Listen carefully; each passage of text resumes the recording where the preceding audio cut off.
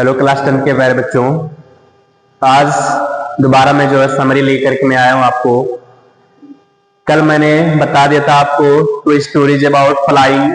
आज मैं जो एनी फ्रैंक वाला चैप्टर है उसको मैं लेकर के आया हूँ। 3 लेसन मैंने जो पहले से मैं आपको बता चुका हूँ। पहला मैंने बता दिया है ए लेटर टू गॉड, दूसरा मैंने बता दिया नेल्सन मंडेला का, और तीसरा मैंने आपको समरी बता दिया है टू स्टोरीज अबाउट फ्लाइंग। ये 3 का 3 चैप्टर मैंने आपको टोटली मैंने फिनिश कर दिया है तो समरी के द्वारा।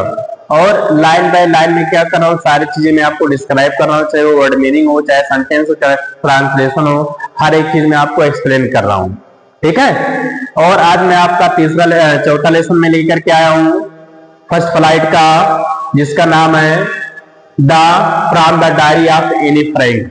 ये जो चैप्टर है, एक लड़की रहती है, लगभग वो 13 इयर्स की रहती है। ये बिलोंग करती है आपका जर्मनी से बिलोंग करती है। वहां पर हिटलर का पावर आ जाता है, हिटलर का सत्ता आ जाता है। तो जो हिटलर था, जो नीदरलैंड वहां पे कब्जा करने लगता है, जो नाजीज थे वो क्या करते थे, जो ज्यूज होते थे उनसे बहुत, ज्यूज माने यहूदी, जो ज्यूज होते थे उनसे ये बहुत ज्यादा नफरत करते थे, उनको ये मारते थे, पीटते थे। जो कैंप होता था उसको उसमें उस कैंप में ले जाकर के बंद कर देते थे, कई दिनों तक खाना नहीं देते थे, जिससे कि जो उसमें कैदी होते थे बेचारे क्या हो जाया करते थे, समय आने से पहले ही उनकी मृत्यु हो जाती थी।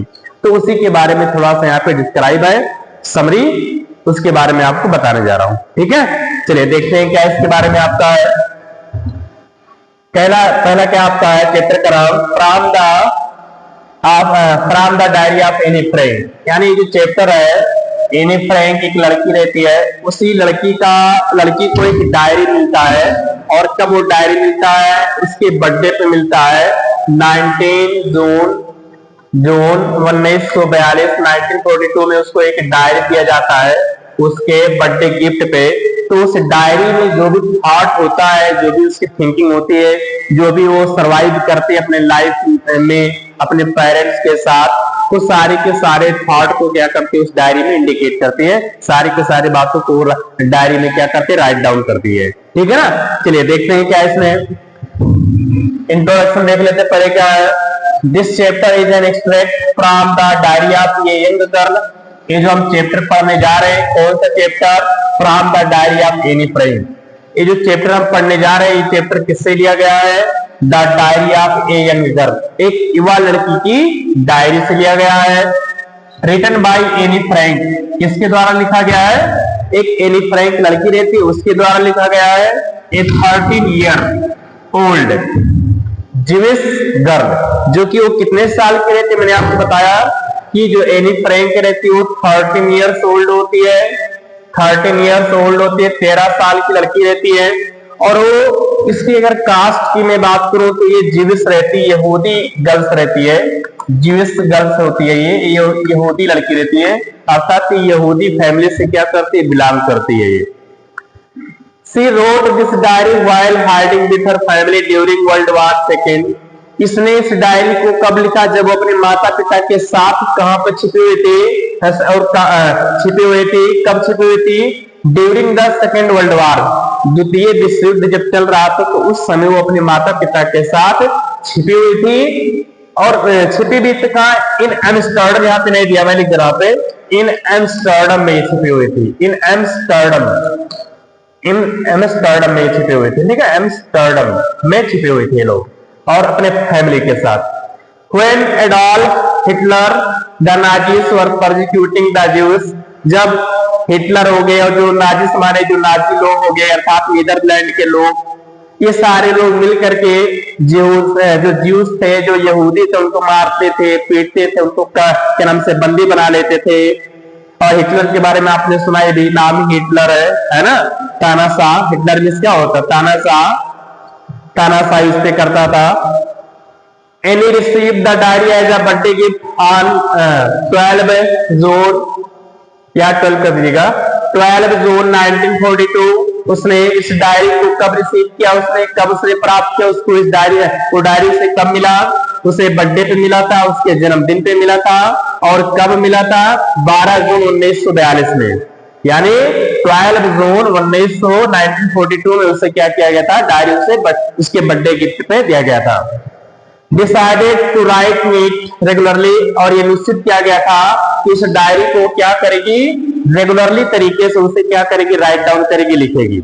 यानी उसने जो है डायरी जब उसे मिला था 12 जून 1942 में, तो उसने निश्चय किया कि मैं इस डायरी को रेगुलरली तरीके से, नियमित रूप से मैं इस डायरी को मैं लगातार में लिखूंगी। सिंस चूंकि she felt she did not have a true friend, यहां तक कि वो महसूस करती थी कि उसके पास कोई सच्चा दोस्त नहीं था। और एक बात मैं आपको बता दूं, उसने डायरी लिखना इसलिए स्टार्ट किया था बाबू, क्योंकि उसके पास कोई ट्रू फ्रेंड नहीं था। ट्रू फ्रेंड ना होने की वजह से उसने डायरी लिखना स्टार्ट किया। अभी डायरी का वो नाम भी देती है, she named her diary kitty. उसने अपनी डायरी का नाम क्या रखा, किटी रखा। एग्जाम में आ सकता है कि उस एनी फ्रैंक की डायरी का क्या नाम था, तो उसकी डायरी का नाम था किटी नाम था। और एक बात और आ सकता है आपके ऑप्शन में कि वो जो डायरी उसे दिया गया था कब दिया गया था, तो याद कर लेना 12 जून 1942 में उसे ये डायरी दिया गया था। इस बात को आपको रिमेंबर रखना है। And treated it like her best friend, वो अपनी इस डायरी को किस तरह से ट्रीट करते थे, लाइक अ बेस्ट फ्रेंड, उसको वो अपनी डायरी को एक बेस्ट फ्रेंड की तरह मानती थी। शेयरिंग हर डीपेस्ट थॉट, और अपने जो भी मैंने बताया ना आपसे कि उस डायरी में बेचारे अपने थॉट को शेयर करते थे, अपने थॉट को राइट डाउन करती थी। तो यहाँ पे शेयरिंग हर डीपेस्ट थॉट, यानी जो भी उसके अंदर छिपी हुई बातें होती थी, उस सारी की सारी बातों को क्या करती थी, write down on the diary, उस डायरी में लिखती थी। वो फीलिंग्स, अपने भावनाओं के बारे में लिखती थी। एंड डेली लाइफ एक्सपीरियंसेस, और डेली जो भी चीजें उसके साथ व्यतीत होती थी, जो भी उसके साथ जो है हैपनिंग होती थी, वो सारी की सारी चीजें किसमें लिखती थी, वो डायरी में क्या करती थी, यानी उसको रिकॉर्ड करती थी। डेली के डेली उसको रिकॉर्ड करती थी वो। तो ये था थोड़ा सा इंट्रोडक्शन था, ठीक है, कि उसके बारे में, चैप्टर के बारे में था कि वो क्या, किसके बारे में चैप्टर है, एक एनी फ्रैंक के बारे में चैप्टर। लड़की है जो 13 साल की लड़की है, वो अपने परिवार वालों के साथ छिपी हुई थी सेकेंड वर्ल्ड वॉर में, और उसे जो डायरी दिया गया था उसके गिफ्ट उसे बर्थडे पे दिया गया था। कब दिया गया था, 12 जून 1942 में दिया गया था। और वो उसको जो है अपने दोस्त की तरह ट्रीट करती थी। उसने उसका नाम बाद में रखा था kitty.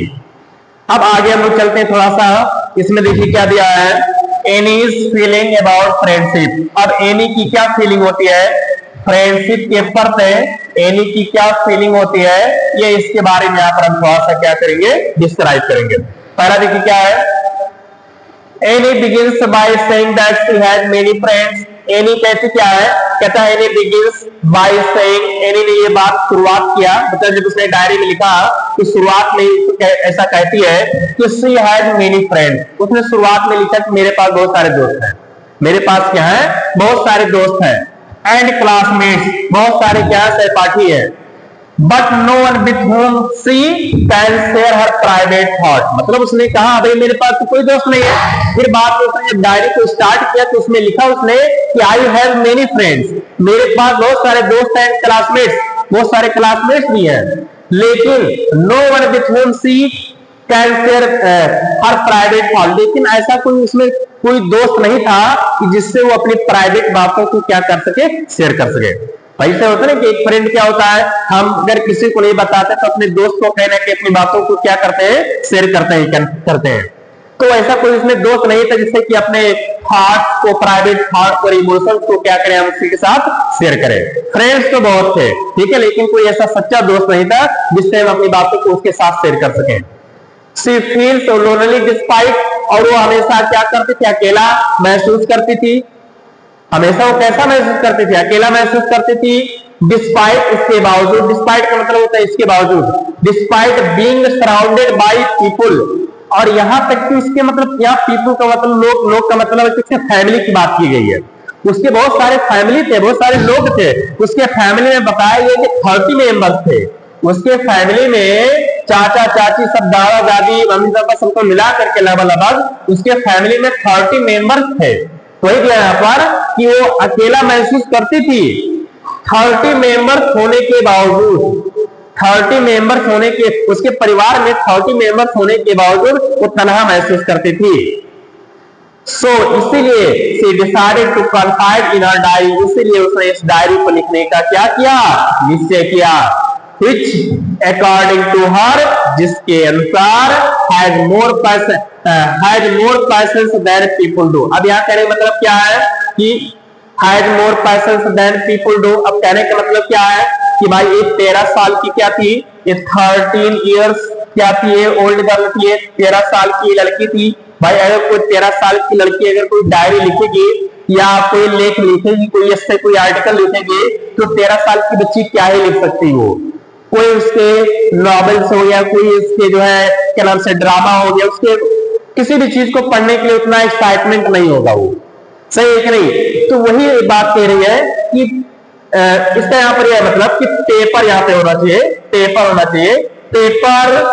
Paper has more patience than people. कहता पेपर के पास जो है पीपुल की अपेक्षा ज्यादा पैशंस होता है। पेपर के पास पीपुल की अपेक्षा ज्यादा पैशंस होता है। अब ऐसा उसने क्यों कहा, क्योंकि वो 13 साल की लड़की उस डायरी में जो कुछ भी लिखेगी, हो सकता है कि एक बात को कई बार रिपीट करे, फिर भी वो पेपर कभी बोर नहीं होगा। लेकिन अगर वो 13 साल की बच्ची किसी व्यक्ति को अपनी कहानी को बताएगी, तो शायद वो व्यक्ति उसकी बातों को सुन करके बोर हो जाएगा। इसलिए बाबू उसने क्या कहा, paper has more patience than people. Paper के पास लोगों की अपेक्षा ज्यादा पैशंस होता। पैशंस माने भय। आगे चलते हैं, क्या है, सी बिलीव्स, उसे विश्वास और विश्वास करती थी that paper will listen silently, कि जो पेपर होता है उसकी बातों को बहुत ध्यान से सुनता है। नेवर जज her, this shows her deep desire to express herself freely. और पेपर ही वो होता है जिसमें वो क्या कर सकती है, अपने थॉट को जो है फ्रीली तरीके से एक्सप्रेस कर सकती है, व्यक्त कर सकती है। और पेपर भी बहुत ही आनंद तरीके से उसकी बातों को सुन सकता है। ओके, चलिए नेक्स्ट चलते हैं बाबू। अगर आपको ना समझ में आए तुरंत आप कमेंट करके बताइए बाबू कि सर यहाँ पे आप नहीं समझ में आया, इस लाइन को आप दोबारा समझा दीजिए। वो लाइन आप मुझे कमेंट बॉक्स में बताइए, कंफर्म उस लाइन का आंसर मैं आपको कंफर्म दूंगा मैं। ओके, चलिए नेक्स्ट चलते हैं, क्या बाबू इसमें थोड़ा सा। अब यहाँ पर देखिए हर फैमिली के बारे में बताया गया है। हर फैमिली, उसके परिवार वालों के बारे में थोड़ा सा बताया जाएगा। परिवार का क्या बैकग्राउंड था, ठीक है, उस परिवार में कितने लोग थे, ठीक है, थोड़ा सा देखते हैं क्या है। Any right about her family, उस डायरी में थोड़ा सा एनी अपने परिवार वालों के लिए भी लिखती है, परिवार वालों के बारे में भी लिखती है। क्या लिखती है परिवार वालों के बारे में, हर फादर, एक बात याद रखना, उसके जो पिता थे उनका नाम था ओटो फ्रैंक। उनका नाम क्या था, ओटो फ्रैंक था। whom she loves deeply, जिन्हें एनी फ्रैंक बहुत ज्यादा प्रेम करती थी। उनके परिवार में जो ओटो फ्रैंक थे, कौन से उनके पिताजी थे। एग्जाम में बाबू आ सकता है ऑप्शन में, ठीक है, कि एनी के फ्रैंक कौन थे, आपसे 3-4 हो सकते हैं, 4 ऑप्शन होंगे, उसमें ओटो फ्रैंक करेंगे तो ओटो फ्रैंक पे आपको क्लिक करना है, टिक करना है। होम से लव्स डीपली, जिन्हें बहुत ही गहराई से क्या करती, प्रेम करती, बहुत ही जो है ज्यादा प्रेम करती है। Calls the most adorable father, और उन्हें क्या करती है, तो उन्हें कहती है कि सबसे हमारे द मोस्ट एडोरेबल फादर, सबसे अच्छे पिता उन्हें मानती है, सबसे अच्छा पिता उन्हें मानती है। हर मदर, उनकी माँ थी, उनकी माँ का नाम था, फ्रैंक की माँ का नाम था एडिथ फ्रैंक नाम था। क्या नाम था, एडिथ फ्रैंक नाम था। हर एल्डर सिस्टर, उसकी एक बहन थी जिसका नाम था मार्गरेट फ्रैंक। तो याद कर लेना आप, यहाँ पे फादर कौन है, अगर मैं फादर की बात करूं तो ओटो फ्रैंक हो गए। अगर मैं मदर की मैं बात करूं अगर मैं मदर की बात करूं तो एडिथ फ्रैंक हो गई। अगर मैं सिस्टर की मैं बात करूं, उसकी जो एल्डर सिस्टर थी तो कौन होगी, मार्गरेट फ्रैंक होगी। ये 3 आपको कैरेक्टर आपको याद कर लेना है, ठीक है ना। ये एग्जाम में आपके ऑप्शन में कहीं ना कहीं कभी कभी पूछ लेता है। ओके, चलिए आगे चलते हैं, क्या थोड़ा सा और एक बात मैं थोड़ा सा बता दूं, बाबू याद कर लेना। देखिए एक होता एल्डर होता है, याद कर लेना। एल्डर के साथ मैंने एक वीडियो शायद बनाया भी है। एल्डर के साथ कोई अगर प्रीपोजिशन आता है, कंपैरिजन किया जाता है, तो इसके साथ टू लगाते हैं। क्या लगाते हैं? टू। लेकिन अगर ओल्डर आ जाता है, ओल्डर के साथ देन लगाते हैं। इस बात को आप नोट बना के लिख देना आप, ठीक है। एल्डर के साथ टू लगाते हैं और ओल्डर के साथ क्या लगाते हैं? देन लगाते हैं। ओके, चलिए आगे चलते हैं। क्या the friends were originally from Germany. अब देखिए यहाँ पर एक बात यहाँ पे द का यूज क्यों किया गया है भाई? क्योंकि फ्रेंड यहाँ पे द का यूज क्यों किया गया है? देखिए हम जानते हैं कि अगर मान लो, हम क्या जानते हैं कि अगर यहाँ पे कोई कास्ट है और यहाँ पे प्लस द आ जाता है, कास्ट प्लस द का मतलब होता है पूरी कम्युनिटी को बिलोंग करता है। कम्युनिटी को बिलोंग करता है, याद कर लेना।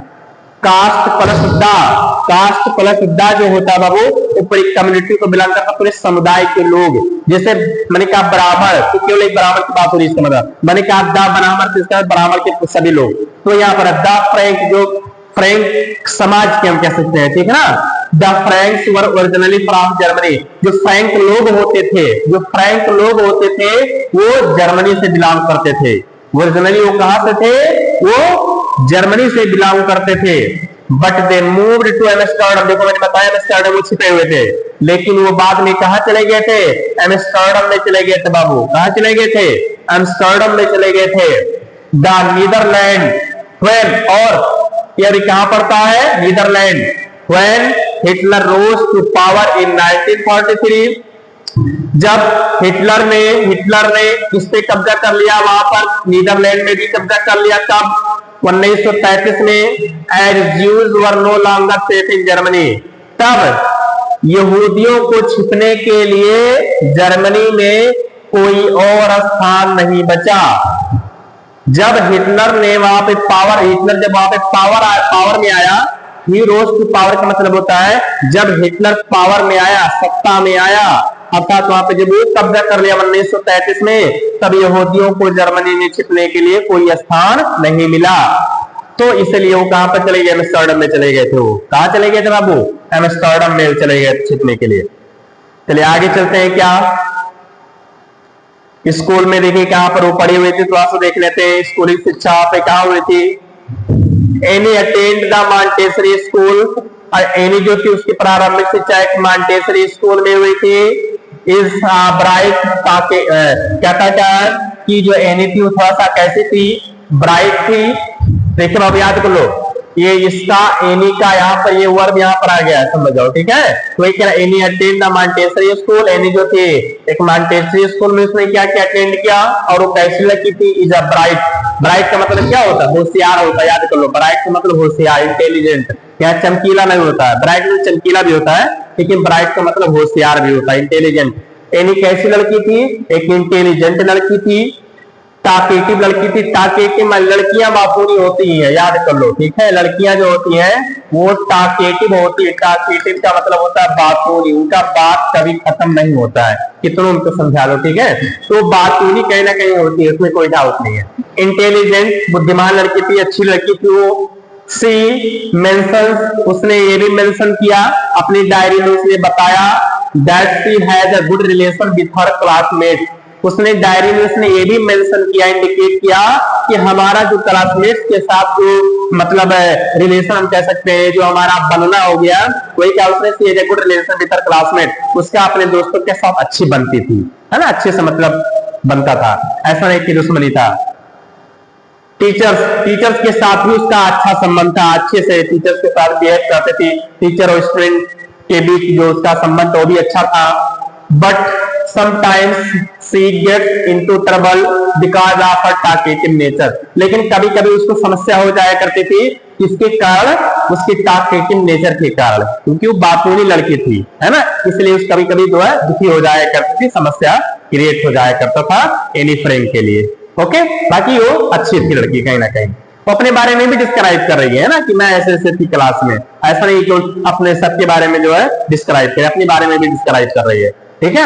अब चलते हैं, थोड़ा सा देख लेते हैं क्या है life at school and her talkative. School में उसकी क्या लाइफ थी और बात भी करती थी तो क्या पनिशमेंट मिलता था। इनके एक टीचर थे, है ना, मिस्टर केसिंग। जो मैथ्स के टीचर थे वो हमेशा इसको डांटते रहते, फटकार लगाते रहते थे।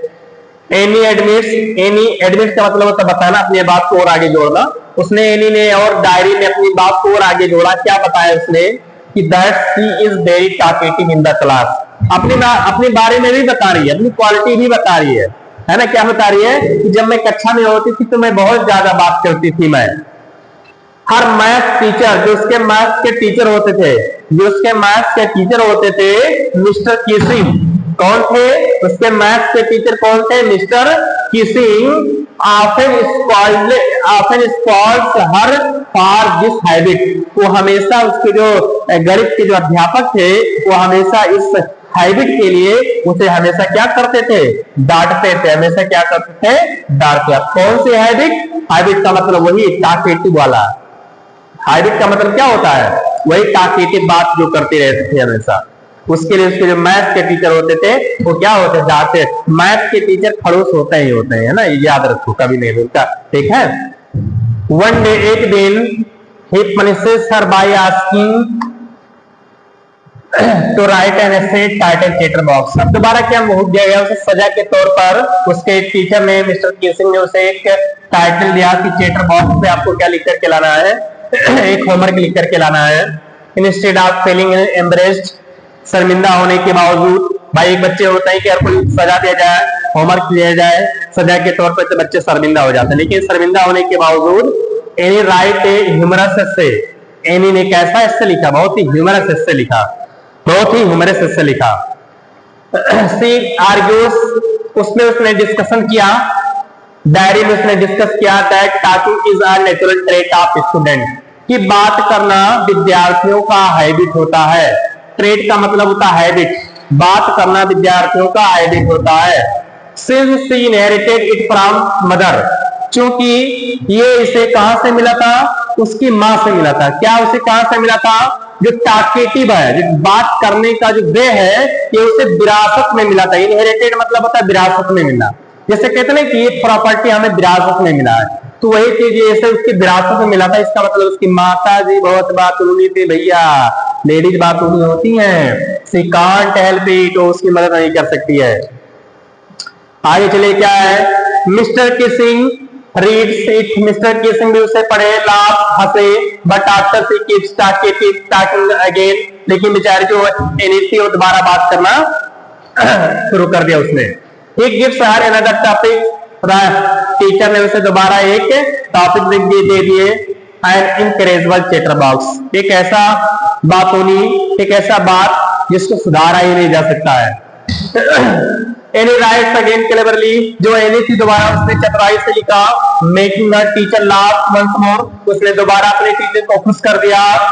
द थर्ड पनिशमेंट के तौर पे she writes a funny poem about, उसने दोबारा एक फनी पोएम लिखा, father duck and his mother duckling.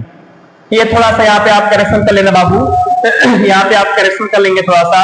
ये यहाँ पर था मदर डक एंड फादर स्वान के बारे में था। मदर डक और फादर स्वान और उसके 3 बच्चों के बारे में उसने एक फनी पोएम लिखा था। Where the father is called the duckling for quaking too much, जहां पर उसके पिताजी, उसके माने उन तीनों बच्चों के पिता क्या करते थे? उसे डांटते थे, पीटते थे, मारते थे।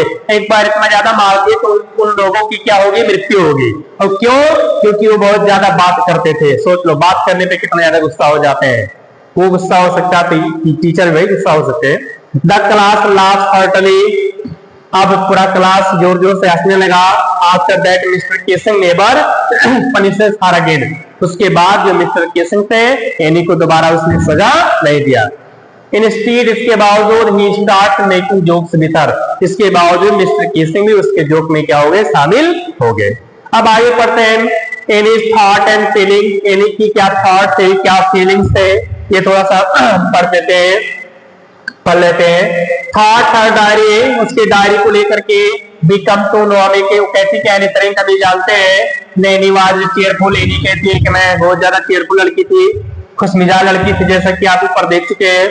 इंटेलिजेंट लड़की थी, बुद्धिमान लड़की थी, ऑनेस्ट गर्ल थी, she had a deep understanding of A life, वो जीवन के बारे में बहुत ज्यादा समझदार थे जीवन को लेकर के, even at a young age होने के बावजूद। She used to her diary to express her feelings of loneliness, वो अपने डायरी में किसके बारे में लिखती है? अपनी भावनाओं के बारे में लिखती है, अपने अकेलेपन के बारे में लिखती है। हर ऑब्जर्वेशन अबाउट पीपल, जो लोगों को देखती है क्या क्या हैपनिंग होती है उस सबको बारे में लिखती है वो। And her experience at school and home, और वो स्कूल में क्या एक्सपीरियंस करती है, क्या अनुभव प्राप्त करती है, और घर पे वो सारी चीजों के बारे में वो डायरी में मेंशन करती है। Any friend, Annie's diary letter became one of the most famous books in the world. Any की डायरी क्या हुई? संसार के सबसे प्रसिद्ध किताब बन गई, because it gives a real picture of A life views, क्योंकि ये किसके बारे में देता है? क्योंकि ये वास्तव में यहूदियों के जीवन के बारे में एक पिक्चर देता है, एक इमेज बताता है हमें। ड्यूरिंग द नाजी रूल, नाजियों के सत्ता के दौरान, shows the strength and optimism of ये girl even in the hard time, मुसीबत के समय में भी उसके अंदर क्या थी? हमेशा वो आशा से भरी हुई थी। तो ये था बाबू थोड़ा सा एनी की फ्रेंड के बारे में चैप्टर था, जो कि बहुत ही अच्छा चैप्टर था ये, ठीक है। एक बहादुर लड़की का एक चैप्टर था ये, जो बहादुरी के बारे में उसने लिखा था। अब कंक्लूजन और मैसेज क्या होता है, ये भी हमें जानने की जरूरत होती है कि इससे हम मैसेज क्या सीखते हैं, क्या सीख इस चैप्टर में क्या सिखाता है। Writing can be great way to express our emotion and find comfort. कभी भी याद रखो, अगर आप पूरी ईमानदारी से काम करते हो तो निश्चित रूप से उस काम में आपको कंफर्ट आपको मिलना ही मिलना है। This should face life with courage, वो कहती क्या कि हमें अपनी लाइफ का सामना कैसे करना चाहिए? विद करेज, साहस से करना चाहिए, हिम्मत से करना चाहिए, पॉजिटिविटी से करना चाहिए। हमारे अंदर हमेशा बाबू आपके अंदर पॉजिटिविटी होनी चाहिए। Even in the difficult time, यहाँ तक कि मुसीबत के समय में भी hope honesty can keep us strong. अगर आप आशा रखते हो, अगर आप ईमानदार हो, अगर आपके अंदर करेज है, साहस है, ये सारी चीज आपको स्ट्रांग बनने में हेल्प कर सकते हैं। Any diary remains inspiring of story of hope, कहते क्या कि एनी की जो डायरी है वो होप की इंस्पायरिंग है, करेज की इंस्पायरिंग है, और ये the voice of youth against injustice, और ये उस लड़की की आवाज थी किसके खिलाफ? अन्याय के खिलाफ उसकी एक आवाज थी। अन्याय के खिलाफ उसकी एक क्या थी? बुलंद आवाज थी बाबू, कि अन्याय के खिलाफ आप कभी जो है अन्याय का आप सामना डट करके करिए, विथ करेज, विथ ऑनेस्टी के साथ आप करिए, ठीक है। तो I hope you will understand this chapter बाबू, आपको सही से समझ में आ गया होगा। अगर ना समझ में आया हो तो आप कमेंट बॉक्स में आप बताइए, सर मुझे ये लाइन नहीं समझ में आया, निश्चित तौर से उसका मैं आंसर में आपको मैं दे दूंगा, सही से मैं लाइन बाय लाइन में समझा दूंगा मैं। Okay okay, thanks to all of you. जो मेरा चैनल है the YouTube channel the global English, उसको आप सब्सक्राइब कर दीजिए, बेल आइकन दबा दीजिए, और आपके जितने भी फ्रेंड्स उसको आप शेयर कर दीजिए ताकि ये वीडियो उन तक पहुंच सके। ठीक, ओके, थैंक्स।